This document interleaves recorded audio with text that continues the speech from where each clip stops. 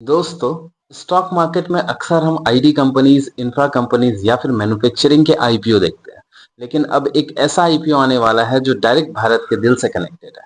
सोचो, एक ऐसी कंपनी जो सिर्फ सोना बेचती नहीं, बल्कि बनाती है भारत की सबसे पवित्र और शादी का essential symbol, mangalsutra.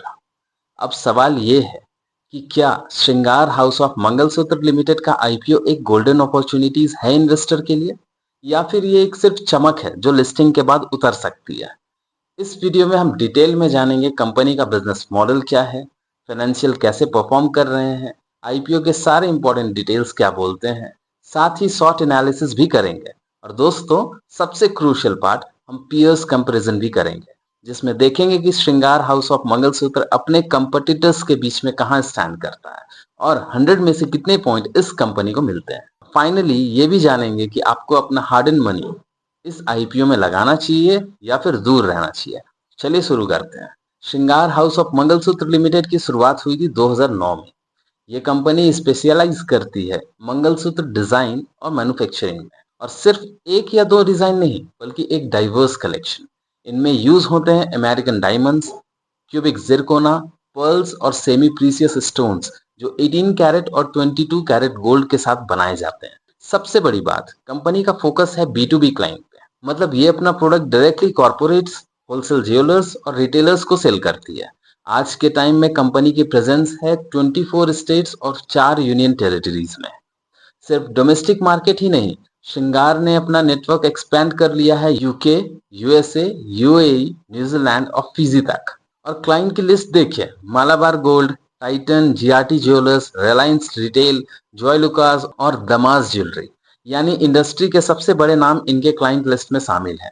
As of March 2025 तक कंपनी सर्व कर चुकी है 34 corporate clients, 1089 wholesalers, 81 retailers.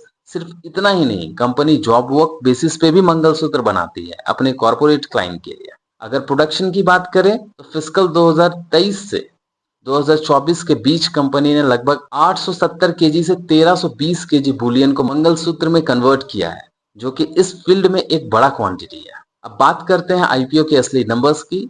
Issue size, ये आईपीओ एक बुक बिल्ड इशू है जिसका टोटल साइज है 400.95 करोड़। पूरा का पूरा एक फ्रेश इशू है। 2.43 करोड़ शेयर मार्केट में आएंगे। कंपनी आईपीओ से जो 400.94 करोड़ रेज कर रही है, उसका यूज कहां होगा उसको देखते हैं। सबसे पहला यूज, सबसे बड़ा चंक 280 करोड़ जाएगा फंडिंग वर्किंग कैपिटल रिक्वायरमेंट्स के लिए। मतलब कंपनी अपने day to day business, raw material खरीदना, मैन्युफैक्चरिंग प्रोसेस स्मूथ रखना और एक्सपेंशन स्मूथ करने के लिए पैसा का यूज करेगी। बाकी का अमाउंट जनरल कॉर्पोरेट पर्पस में जाएगा। ये फ्लेक्सिबल होता है, जिसमें ब्रांडिंग, मार्केटिंग, ऑपरेशंस इंप्रूव करना या फ्यूचर एक्सपेंशन के लिए रिजर्व रखना भी शामिल होता है। दोस्तों, अब बात करते हैं आईपीओ की टाइमलाइन की, यानी कि कब अप्लाई करना है, कब अलॉटमेंट होगा, कब आपके शेयर्स लिस्टिंग पे आएंगे। आईपीओ ओपन होगा वेंसडे 10 सितंबर 2025 को और क्लोज होगा फ्राइडे 12 सितंबर 2025 को। याद रहे, यूपीआई मैंडेट कंफर्म करने का लास्ट टाइम है 12 सितंबर शाम 5 ही बजे तक। उसके बाद मंडे 15 सितंबर को अलॉटमेंट फाइनलाइज होगा। ट्यूसडे 16 सितंबर को या तो आपके डीमैट अकाउंट में शेयर्स क्रेडिट हो जाएंगे या फिर रिफंड इनिशिएट हो जाएगा। और फाइनली वेंसडे 17 सितंबर 2025 को होने वाली है इस आईपीओ की धमाकेदार लिस्टिंग, बीएसई और एनएसई दोनों एक्सचेंजेस पर। तो कैलेंडर मार्क कर लीजिए दोस्तों, 10 से 12 सितंबर अप्लाई, 15 को अलॉटमेंट, 16 को शेयर्स या रिफंड, 17 को लिस्टिंग का दिन। श्रृंगार हाउस ऑफ मंगलसूत्र आईपीओ का प्राइस बैंड 155 से 165 रुपया पर शेयर रखा गया है। रिटेल इन्वेस्टर्स के लिए मिनिमम लॉट साइज है 90 शेयर्स, मतलब एक एप्लीकेशन के लिए मिनिमम इन्वेस्टमेंट 14,850 रुपया होगा। अगर आप अपर बैंड में अप्लाई करते हो तो एनआईआई कैटेगरी में मिनिमम 14 लॉट अप्लाई करने होंगे, यानी 1260 शेयर्स, जिसका इन्वेस्टमेंट अमाउंट होता है 2,07,900 रुपया। और बिग एनआईआई इन्वेस्टर्स के लिए मिनिमम 68 लॉट यानी 6120 शेयर्स, टोटल इन्वेस्टमेंट होता है 10,09,800 रुपये। अब बात करते हैं आईपीओ रिजर्वेशन की, मतलब किस कैटेगरी के इन्वेस्टर्स के लिए कितना हिस्सा रखा गया है। सबसे पहले क्वालिफाइड इंस्टीट्यूशनल बायर्स की बात करें, इनके लिए रखा गया है maximum 50% of the net issue. दूसरे नंबर पे आते हैं रिटेल इन्वेस्टर्स, यहाँ एलोकेशन है minimum 35% of the net issue, मतलब आम इन्वेस्टर्स के लिए भी एक अच्छा हिस्सा सिक्योर है। और तीसरी कैटेगरी है एनआईआईज, यानी नॉन इंस्टीट्यूशनल इन्वेस्टर उनके लिए रखा गया है minimum 15% of the net issue. Retail और एनआईआई दोनों के लिए एक स्ट्रॉन्ग विंडो खुली है। लीड मैनेजर का बात करें तो choice capital advisor private limited, registrar MUFG Intime India private limited.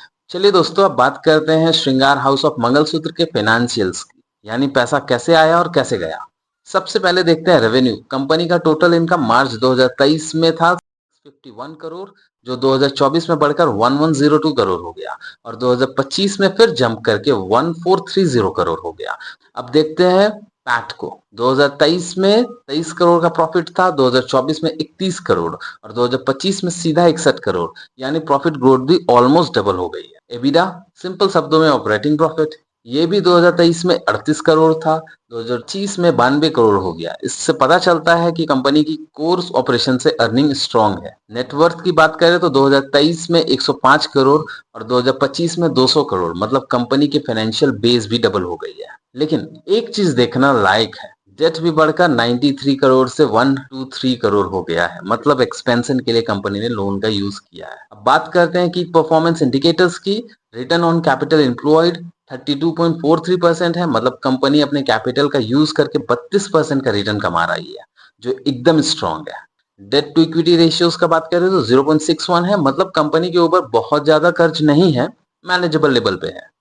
Return on net worth का बात करें तो 36.20 का रिटर्न ऑन नेटवर्थ है, ये भी काफी सॉलिड है। मार्जिन का बात करें तो पैट मार्जिन 4.27% है और एबिडा मार्जिन 6.48% है, मतलब कंपनी थिन मार्जिन पे काम कर रही है। लेकिन ज्वेलरी और ऑर्नामेंट्स बिजनेस में ये नॉर्मल है। वैल्यूएशंस की बात करें तो प्री आईपीओ पीई है 19 टाइम्स और पोस्ट आईपीओ पीई हो जाएगा 26 टाइम्स, मतलब थोड़ा महंगा वैल्यूएशन पे आईपीओ आ रहा है, लेकिन ग्रोथ के हिसाब से जस्टिफाई भी हो सकता है। चलिए दोस्तों, अब स्वॉट एनालिसिस करते हैं श्रृंगार हाउस ऑफ मंगलसूत्र लिमिटेड का, और फिर इसके बाद हम लोग देखेंगे इसके पीयर्स के कंपैरिजन, फिर देखेंगे निवेश करना चाहिए कि नहीं, तो अंत तक बने रहे। चलिए दोस्तों, अब स्वॉट एनालिसिस करते हैं श्रृंगार हाउस ऑफ मंगलसूत्र का। ट्रेंड्स, पहला, कंपनी इंडिया की पहली डेडिकेटेड मंगलसूत्र मैन्युफैक्चरर है। दूसरा, टाइटन, रिलायंस, मालाबार जैसे बड़े कॉर्पोरेट्स क्लाइंट के साथ काम करती है। तीसरा, लास्ट 3 सालों में रेवेन्यू और प्रॉफिट दोनों डबल हुए हैं। चौथा, 36% का रिटर्न ऑन नेटवर्थ इसे अपने पीयर्स से स्ट्रांग बनाता है। और पांचवा, कंपनी ने यूके, यूएसए, यूएई जैसे इंटरनेशनल मार्केट में भी अपनी प्रेजेंस बना ली है। वीकनेस का बात करें तो पहला, प्रोडक्ट पोर्टफोलियो बहुत लिमिटेड है, सिर्फ मंगलसूत्र पर फोकस। दूसरा, प्रॉफिट मार्जिन थिन है और ईपीएस पीयर्स के कंपैरिजन में कम है। तीसरा, नेट एसेट वैल्यू भी लोअर साइड पर है। चौथा, एक्सपेंशन के लिए कंपनी का डेट बढ़ रहा है। अपॉर्चुनिटीज का बात करें तो पहला, इंडिया का ज्वेलरी मार्केट हमेशा ग्रोथ करता है, वेडिंग सेगमेंट एवरग्रीन रहता है। दूसरा, मंगलसूत्र का कल्चरल डिमांड परमानेंट है। तीसरा, एक्सपोर्ट मार्केट में एनआरआई पॉपुलेशंस के लिए बड़े स्कोप हैं।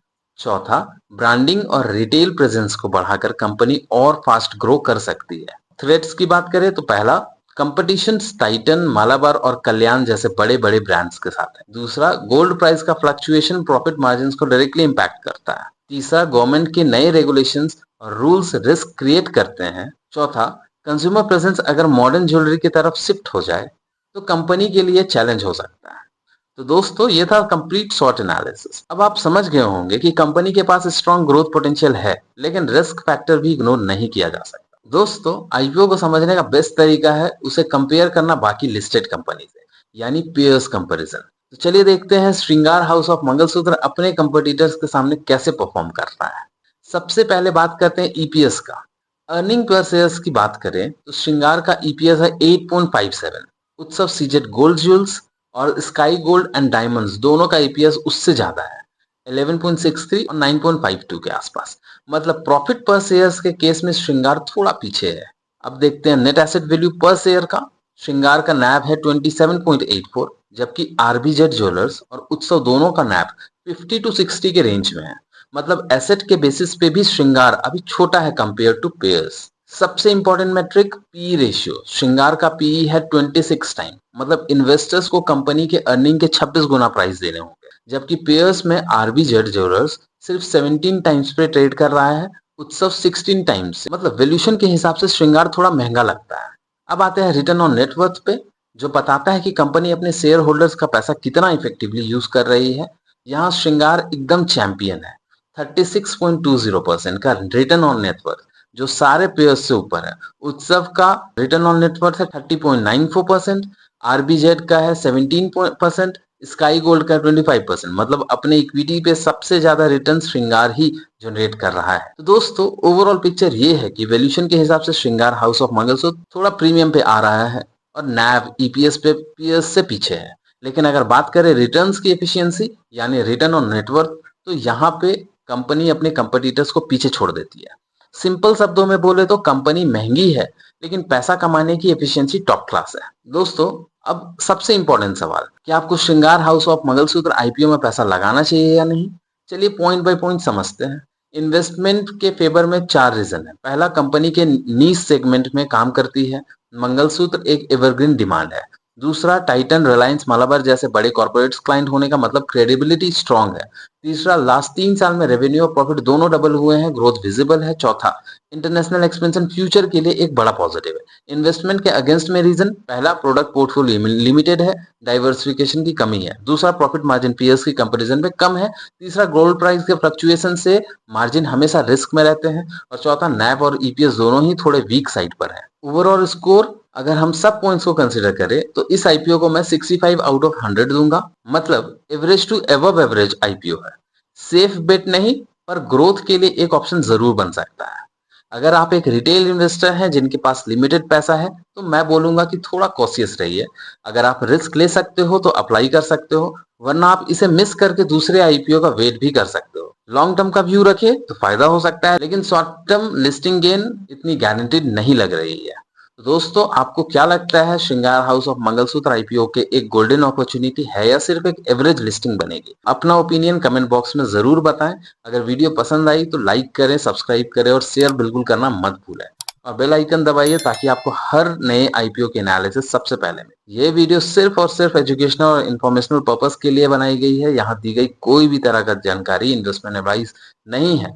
मैं कोई सेबी रजिस्टर्ड एडवाइजर भी नहीं हूँ। शेयर मार्केट में निवेश करना रिस्क के साथ आता है दोस्तों, इसलिए कोई भी डिसीजन लेने से पहले अपने फाइनेंशियल एडवाइजर से सलाह जरूर लें। फिर मिलते हैं दोस्तों, तब तक के लिए जय हिंद, जय भारत।